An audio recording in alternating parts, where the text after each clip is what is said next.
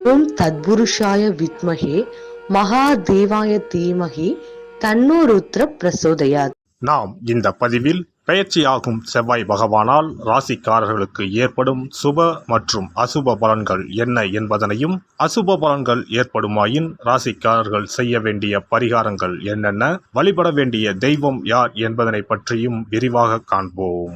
உங்கள் வாழ்வில் வளமும் நலமும் செல்வ செழிப்பும் பெற்று வாழ்வில் உயரிய நிலையை அடைய எல்லாம் வல்ல இறைவனை வேண்டி விரும்பி கேட்டுக்கொள்கிறேன். செவ்வாய் பகவான் சகோதரக்காரகன் ஆவார். சிவப்பு நிறத்தின் அதிபதி, ஆண் கிரகம், அதிலும் தைரியமான கிரகம். செவ்வாய் துடிப்பானவர், இளமையானவர், இள ரத்தம், வீரமான கோபமான இளைஞனை போன்றவர். எதற்கும் பயப்பட மாட்டார், துடிப்பானவர். தைரியத்தையும் வீரத்தையும் குறிப்பவர் செவ்வாய் பகவான். இவர் கிரகங்களின் தளபதியாக கருதப்படுகிறார். செவ்வாய் பகவான் மேசம் மற்றும் விருச்சிக ராசிகளின் அதிபதியாக உள்ளார். ஒருவருடைய ஜாதகத்தில் செவ்வாய் சுபஸ்தானத்தில் இருந்தால் அந்த நபர் வீரம், தைரியம், ஆற்றல் மற்றும் சக்தி வாய்ந்தவராக இருக்கிறார். அனைத்து கிரகங்களும் ஒரு குறிப்பிட்ட காலத்தில் தங்கள் ராசியை மாற்றுகின்றன. இவற்றின் தாக்கம் அனைத்து ராசிகளிலும் காணப்படும். செவ்வாய் பெயர்ச்சியும் அனைத்து ராசிக்காரர்களின் வாழ்விலும் ஒரு குறிப்பிடத்தக்க தாக்கத்தை ஏற்படுத்தும். இந்த வருடம் ஜூன் 1ஆம் தேதி சனிக்கிழமை அன்று செவ்வாய் பகவான் தனது சொந்த ராசியான மேசத்தில் பயிற்சியாக உள்ளார். செவ்வாய் கிரகத்தின் இந்த பயிற்சியானது மாலை 3:39 நடைபெறும். செவ்வாய் பகவான் ஜூன் 1 முதல் ஜூலை 12 வரை மேசராசியில் இருப்பார். மேசத்தில் ஏற்படும் செவ்வாய் பெயர்ச்சியானது ருச்சக ராஜயோகத்தை உருவாக்கும். இதனால் சில ராசிக்காரர்களுக்கு அற்புதமான நற்பலன்கள் கிடைக்கும். செவ்வாய் பகவான் மகர ராசியில் அல்லது அதன் சொந்த ராசியான மேசம் அல்லது விருச்சகத்தில் இருக்கும்போது இந்த ருச்சக ராஜயோகம் உருவாகிறது. இந்த அற்புதமான சேர்க்கை ஏற்படும் போது அதன் செல்வாக்கின் கீழ் உள்ள ராசிக்காரர்கள் மிகவும் தைரியமாக, துணிச்சலாக மாறுகிறார்கள். சமூகத்தில் அவர்களின் கௌரவம் அதிகரிக்கிறது. பணிபுரியும் இடத்தில் தனி மரியாதை கிடைக்கிறது. இனி செவ்வாய் பெயர்ச்சியால் ஏற்படவுள்ள ருச்சக ராஜயோகத்தால் அதிகப்படியான நல்ல பலன்களை அடைய உள்ள ராசிகளை பற்றி காண்போம். அமைதியுடன் சாந்தமாக பேசும் குணமும் உடைய தனுசு ராசி அன்பர்களே, இந்த செவ்வாய் பயிற்சியில் எதிலும் கூடுதல் கவனத்துடன் இருப்பது நல்லது.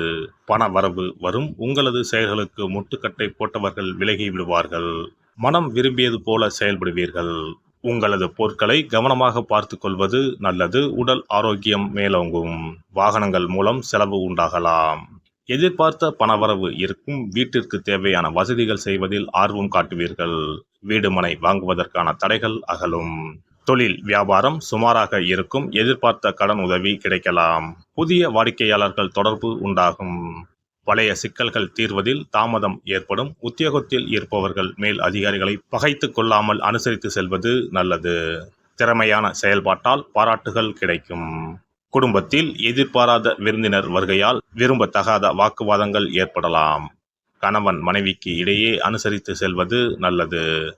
குழந்தைகள் பற்றிய கவலை உண்டாகும். அவர்களுக்காக பாடுபடுவீர்கள். பெண்கள் திட்டமிட்டு செய்தாலும் காரியங்களில் தடை ஏற்படும். எதிர்பாராத செலவுகள் உண்டாகும். கலைத்துறையினருக்கு உடன் பணிபுரிபவர்களுடன் வீண் வாக்குவாதங்கள் ஏற்படலாம். கவனம் தேவை. அனுசரித்து செல்வது நல்லது. எதிலும் முழு கவனத்துடன் ஈடுபடுவது நன்மையை தரும். பணவரத்து எதிர்பார்த்தபடி இருக்கும். வீண் அலைச்சல் ஏற்படலாம். ஆனாலும் மனதில் இருந்த குழப்பம் நீங்கி நிம்மதி உண்டாகும். கடன் பிரச்சனைகள் தீரும். அரசியல் துறையினர்கள் அவசரப்படாமல் நிதானமாக எதையும் செய்தால் வெற்றி நிச்சயம்.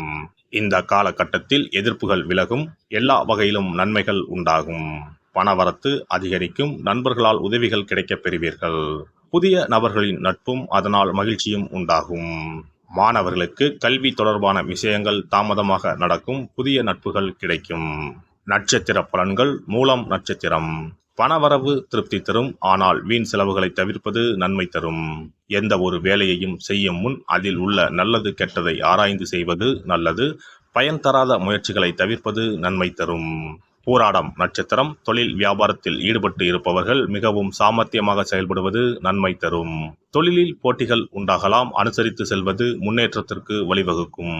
உத்தியோகத்தில் இருப்பவர்கள் குறிக்கோளற்ற வீண் அலைச்சலை சந்திக்க வேண்டியிருக்கும். உத்திராடம் 1ஆம் பாதம் குடும்பத்தில் இருப்பவர்களுடன் அனுசரித்து செல்வது நன்மை தரும். கணவன் மனைவிக்கு இடையில் மனம் விட்டு பேசி எடுக்கும் முடிவுகள் நல்ல பலன் தரும். பிள்ளைகளை தட்டி கொடுத்து வேலை வாங்குவது நல்லது. உறவினர் நண்பர்களிடம் டென்ஷன் இல்லாமல் பேசுவது நல்லது. சித்தர்களை வணங்கி வர போட்டிகள் குறையும், மனம் தெளிவடையும், எதிர்பார்ப்பு நிறைவேறும். நவ கிரகங்களில் சூரியனுக்கு அடுத்தபடியாக செயல் ஆற்றல் உள்ள கிரகம் செவ்வாய்.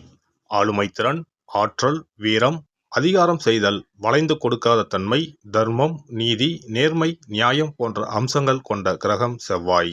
செவ்வாய் பலமாக இருந்து நல்ல ஆதிபத்தியம் பெற்று அவரது தசை நடக்குமானால் சகோதர சகோதரிகள் மூலம் பெரும் அனுகூலம் ஏற்படும்.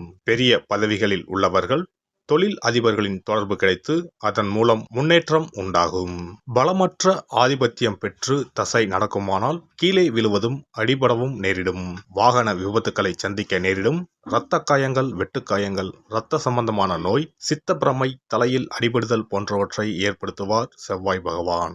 வீண் வழக்குகள், சண்டை சச்சரவுகள், மறைமுக நேர்முக எதிரிகள், பொருள் களவு போகுதல், செய்தொழில் வியாபாரத்தில் திடீரென்று பெருத்த நஷ்டம், அரசாங்க கெடுபிடி, பதவி இறக்கம், மறைந்து வாழும் சூழ்நிலை என்று பலவகை இன்னல்களை உருவாக்குவார். செவ்வாய் முதலான தோஷங்கள் அனைத்தும் நீங்க அவரின் அருளை முழுவதும் பெற செவ்வாய்க்குரிய அதிதேவதையான முருகனை வழிபடுவதும், கோதுமை ரொட்டி, வெள்ளை எள் கலந்த இனிப்பு பலகாரங்கள், துவரை போன்றவற்றை ஏழைகளுக்கு தானம் கொடுப்பதும் நல்லது. செவ்வாய் கிழமைகளில் விரதம் இருந்து செவ்வாய் பகவானுக்கு விளக்கேற்றுவது, சஷ்டி விரதம், கிருத்திகை விரதம் மேற்கொள்வது, தினமும் கந்த சஷ்டி கவசம் படிப்பது நல்லது.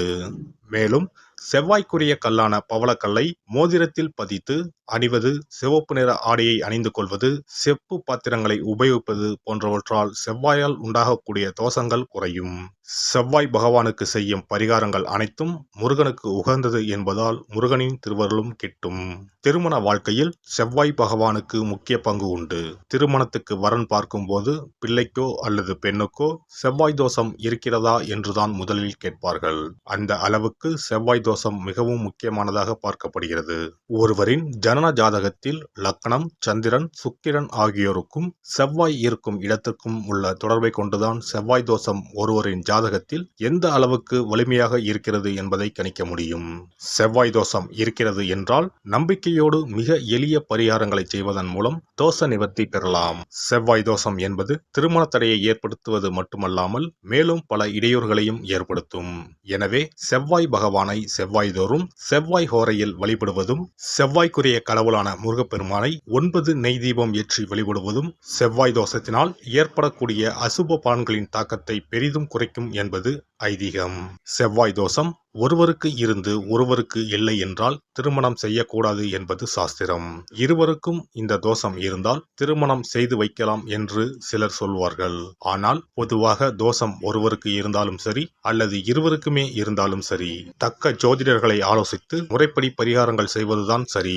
செவ்வாய் தோஷத்தால் திருமண தடை உள்ளவர்கள் வைத்தீஸ்வரன் கோவிலுக்கு வந்து அரசமரத்தடி விநாயகர் ஆதி வைத்தியநாதரை வழிபட்டு ஆலமரத்தை சுற்றி வர வேண்டும். வைத்தியநாத சுவாமி, தையல்நாயகி அம்மன், செவ்வாய்க்கு அதிதேவதையான முருகப்பெருமானை வழிபட வேண்டும். சன்னதியில் உள்ள செவ்வாய் பகவானுக்கு சிகப்பு வஸ்திரம் சாத்தி அபிஷேகம் செய்து பரிகாரம் செய்ய தடைகள் நீங்கும். இந்த வீடியோ பதிவு உங்களுக்கு பிடித்திருந்தால் லைக் பண்ணுங்க, கமெண்ட் பண்ணுங்க, ஷேர் பண்ணுங்க, மறக்காம சப்ஸ்கிரைப் பண்ணுங்க, பக்கத்துல இருக்கிற பெல் பட்டனை கிளிக் பண்ணுங்க.